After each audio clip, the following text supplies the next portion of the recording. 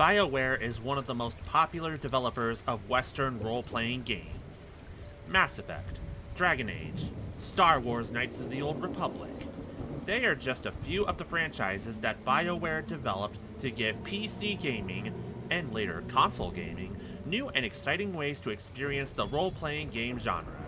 The beginnings of BioWare's mark on the Western role-playing game genre can be rooted in Dungeons and Dragons, more specifically, the Forgotten Realms campaign of Dungeons and Dragons. Since the 70s, Dungeons and Dragons has been an instrumental tool for storytelling. Different campaigns have inspired a multitude of published novels, many of which would be adapted into video games. One of those games being BioWare's Baldur's Gate, which was adapted from the Forgotten Realms campaign. The Forgotten Realms campaign was created in 1967 by Ed Greenwood.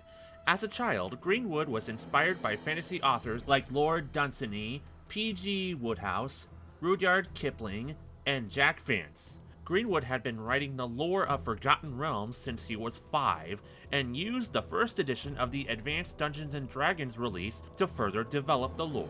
Greenwood published stories from Forgotten Realms in the magazine Dragon, which would later be known as Dragon Magazine, which in turn helped other dungeon masters flesh out their campaigns.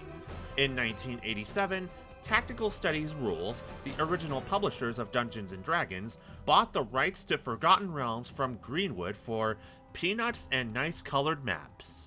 Since then, Forgotten Realms has become a campaign that has served as the inspiration for multiple novels, video games, and the 2023 film Dungeons & Dragons: Honor Among Thieves. Fast forward to 1993, the year that Ray Mazuka, Greg Zichuk, Trent Oster, Brent Oster, Marcel Zichuk, and Augustine Yip would set forth to create games. 2 years later, in 1995, the group would officially become the founders of BioWare. Muzyka and Zichuk had been studying medicine at the University of Alberta when they realized that video games were their true passion. But the technology work they learned, pursuing their initial career, gave them some of the necessary tools to help them get started with their future careers. The 6 founders used their own funds and came up with $100,000 together, and used those funds to produce games over the course of that year's summer to show that they can become a professional gaming studio. They made smaller tech demos, but their first commercial hit would be Shattered Steel, published by Interplay. It was not easy for BioWare to make it this far, as the 6 founders faced numerous personal issues amongst themselves, nearly costing BioWare that first commercial game. The original 6 founders would be down to 3. Marcel left after Brent forced him out, feeling that Marcel wasn't pulling his weight. Then the Oster brothers left, intending to take Shattered Steel with them, but Trent broke away from his brother and brought the game back to BioWare. Shattered Steel would be released in September 1996, the same time that the standalone expansion of Activision's MechWarrior series, MechWarrior 2 Mercenaries, was released. Despite the competition between the two similar games, and despite being crushed by the more popular MechWarrior release, Interplay was satisfied with the reception and sales of Shattered Steel, and was willing to work with BioWare some more. With the development of Shattered Steel behind them, and all the drama that came with it, BioWare was prepared to work on their next game. Originally, it was going to be a sequel to Shattered Steel, but Interplay did not want to take a chance with the sequel to that. Instead, Interplay greenlit a sequel to another game, Shiny Entertainment's MDK. One branch of BioWare would be sent to work on that. Another branch would be sent to work on a new concept called Battleground Infinity. As stated by Trent Oster on Twitter, Battleground Infinity was the original concept for the game that became Baldur's Gate. It was to be a multi-religion Ragnarok RPG, also described at the 2010 Games Developer Conference Europe as a pantheon of all these gods across all of these mythologies. It was crazy ambitious. The Infinity name would still be used, as the engine BioWare developed to make Baldur's Gate would be known as the Infinity Engine. For many of the team assigned to this game, This would be their first game they ever worked on, as the only experienced game designers that were at BioWare at the time were the original founders and the small team that worked on Shattered Steel. It was an ambitious undertaking, so ambitious that Interplay suggested that this ambitious multiplayer title be changed into a single-player RPG, which at the time was an extremely difficult sell as Western role-playing games were very niche. Even more niche than Japanese role-playing games at the time. But that did not stop Interplay and BioWare from developing Baldur's Gate. So much so that Interplay was willing to secure the license to the Forgotten Realms campaign of Dungeons & Dragons to help bring this game to life. Although they had the license to use Forgotten Realms, they couldn't use any of the characters that had been written in prior campaigns based on Forgotten Realms. That problem was quickly rectified by lead designer James Olin. Before joining BioWare, Olin owned a local comic store and was known for the Dungeons & Dragons campaigns he hosted as the store's Dungeon Master. They were so popular that people had to get on waiting lists to join the campaign. His dedication and passion of Dungeons & Dragons led him to BioWare. Olin took all the characters that were made in his earlier campaigns and incorporated them into Baldur's Gate. It's one of the things that makes those characters feel real and interesting and gives them depth. The fact that they were played for years, pen and paper. During the development of Baldur's Gate, Western role-playing games were slowly starting to gain more popularity among computer gamers, with releases like Diablo and Fallout paving the way for the game's potential. It was also the release of real-time strategy games like the early Warcraft and Command & Conquer games that would inspire BioWare to create an accessible interface that would make gameplay easier to manage compared to earlier Western role-playing games. But gameplay and interface alone wouldn't be enough. What Baldur's Gate would do to distinguish itself from other role-playing games out there was how much it allowed the player to choose in the spirit of a Dungeons & Dragons campaign. A greatly expanded character creator to give players their own personal sense of identity, and how the player interacts with everyone around them to determine the relationship the player has with certain characters, and even what kind of quests the game will allow them to embark on. Adding to the game's development was the background design. Normally during this time period, backgrounds were made with tiles. For this game, each background was pre-rendered at 5120 by 3480 resolution. Many computer monitors in 1998 did not exceed 800 by 600 resolution. Trent Oster explained how this was able to work on smaller monitors to PC Gamer. Each image of that massive background was cut into a 64 by 64 tile, and each one of those was mastered down to its own little palette of 256 colors. At runtime, the Infinity Engine would load those little 64-bit chunks as it needed them, and it would convert them into a 16-bit color representation that would then be rendered to the screen. The Infinity Engine would then perform a prototypical version of modern level streaming, adding new chunks of the background into memory as the player moved forward, and dropping off-screen chunks as they were no longer required. This tile management system was incredibly complicated, requiring a huge amount of work to optimize and necessitating lengthening loading times between screens. The crazy ambitious Baldur's Gate would release on Windows in December 1998 and on the Mac in July 2000. The release was met with near universal acclaim, with multiple journalists crediting the game for saving the role-playing game genre in the West. There were low expectations for the game to sell well before release. After release, the game would sell so well, stores had a difficult time keeping it in stock, ultimately becoming the 9th highest selling computer game of 1999. $15 million was made in revenue alone during the game's first year. BioWare would continue to work on the Baldur's Gate series, developing the expansion for the first game, Tales of the Sword Coast. The second Baldur's Gate, Shadows of Amn, was released in 2000, followed by that game's expansion, Throne of Ball in 2001. After the release, Interplay passed the baton over to Snowblind Studios for the Baldur's Gate Dark Alliance spin-off. And then the baton would be passed again to Black Isle Studios for the second Dark Alliance game in 2004. It was after this time that Interplay lost the license to produce Dungeons and Dragons games. Larian Studios, developers of the popular Divinity franchise, released the third installment of the Baldur's Gate franchise in August 2023. They were given the license to use Forgotten Realms by Wizards of the Coast after the success of their 2017 installment of their Divinity franchise, Divinity Original Sin 2. Unlike BioWare with Dungeons and Dragons, Larian Studios' inspiration came from another tabletop RPG, The Dark Eye. After their direct involvement in Baldur's Gate, BioWare would start a new Forgotten Realms-inspired RPG, Neverwinter Nights, once again resulting in universal acclaim and sales. Unlike Baldur's Gate, Neverwinter Nights would be published by Infogrames Entertainment SA, now known as Atari SA.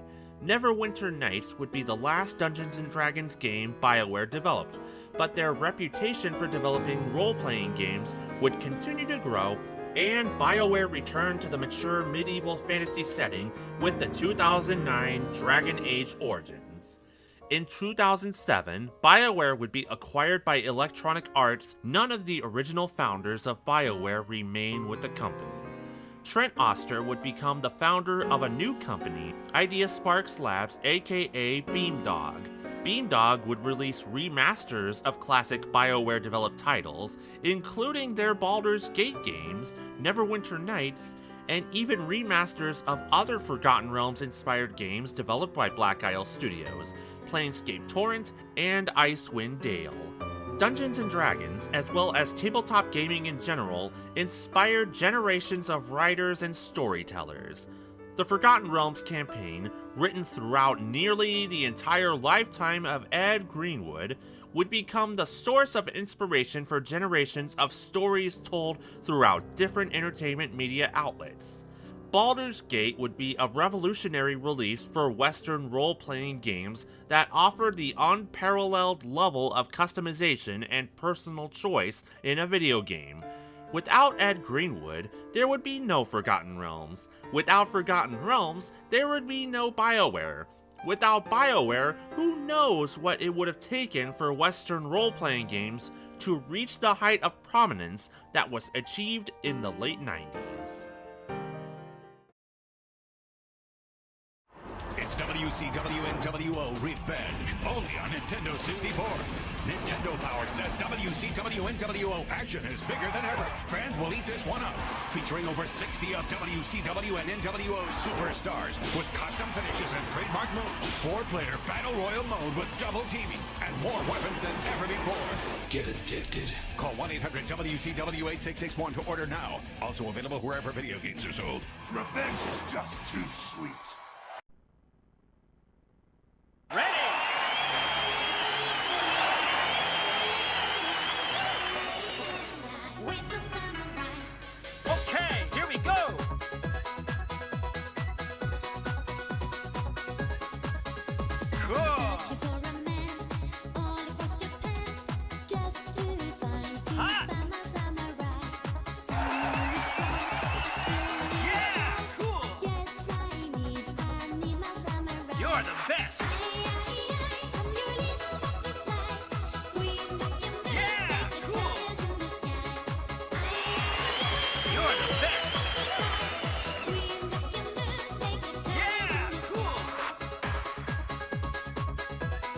You're the best!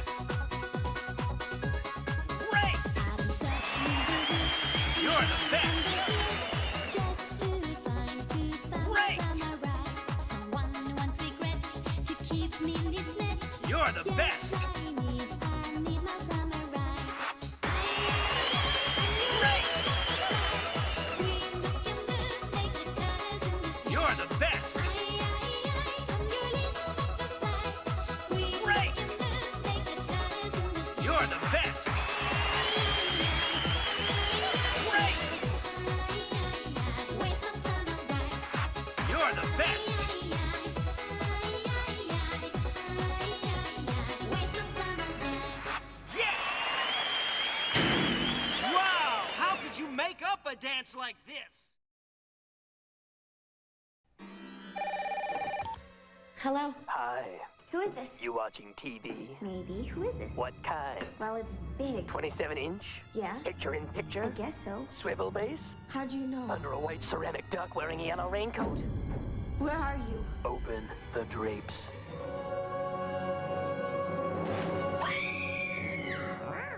One TV-obsessed gecko. Revolutionary 3D graphics. Free roaming gameplay. It's Guess, Enter the Gecko. Now on Nintendo 64.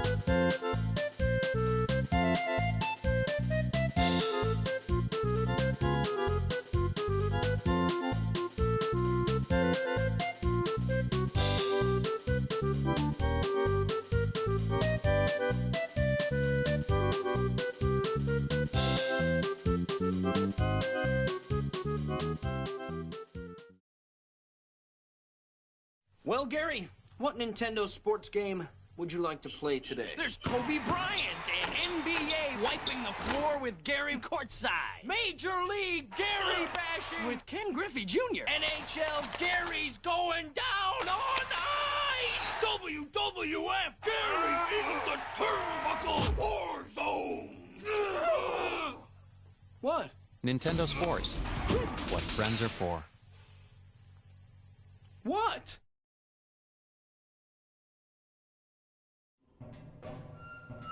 Testing. Testing.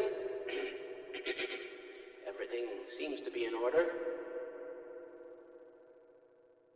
All right, Gordon. Your suit should keep you comfortable through all this. The specimen will be delivered to you in a few moments. If you would be so good as to climb up and start the rotors, we can bring the anti-mass spectrometer to 80% and hold it there until the carrier arrives.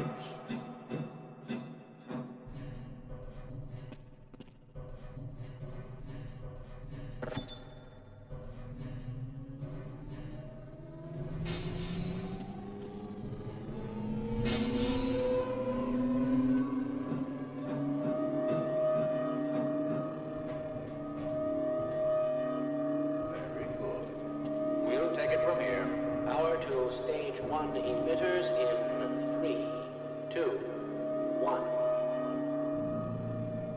I'm seeing predictable phase arrays.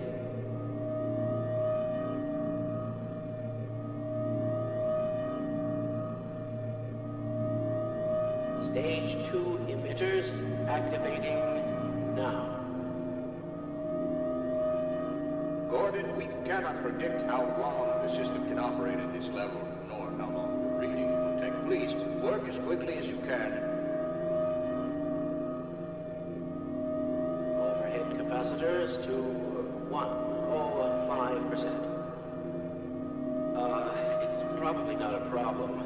Probably, but I'm showing a small discrepancy in... Well, no, it's well within acceptable bounds again. Sustaining sequence. I've just been informed that the sample is ready, Gordon. It should be coming up to you any moment. Look to the delivery system for your specimen.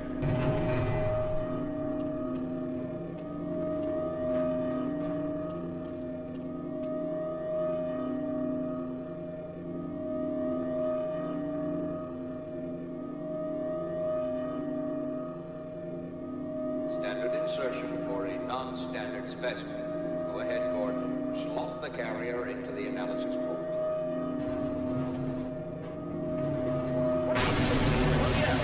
Gordon, get away from the... Shut it down. Attempt to shut down. It's not. It's not. It's not shutting down. It's not.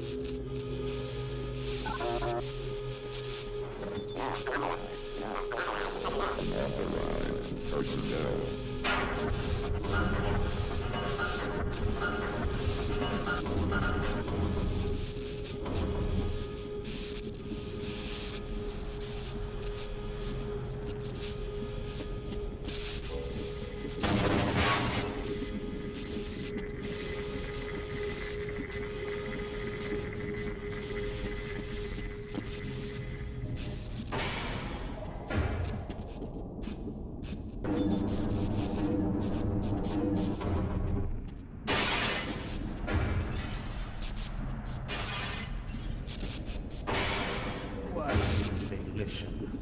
We tried to warn them. I never thought I'd see a resonance cascade, let alone create one. Gordon, you're alive. Thank God for that hazard suit. I'm afraid to move him and all our phones are out. Please, get to the surface as soon as you can and let someone know we're stranded down here. You'll need me to activate the retinal scanners. I'm sure the rest of the science team will gladly help you.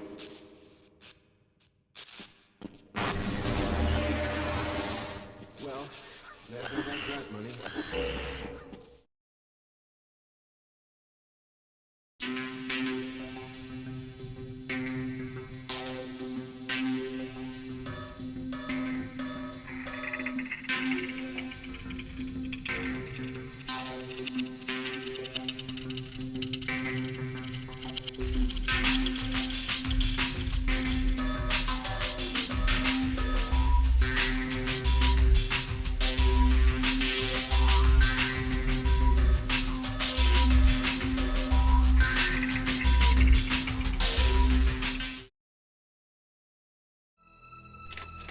Sorry for the wait, Mr. Flores.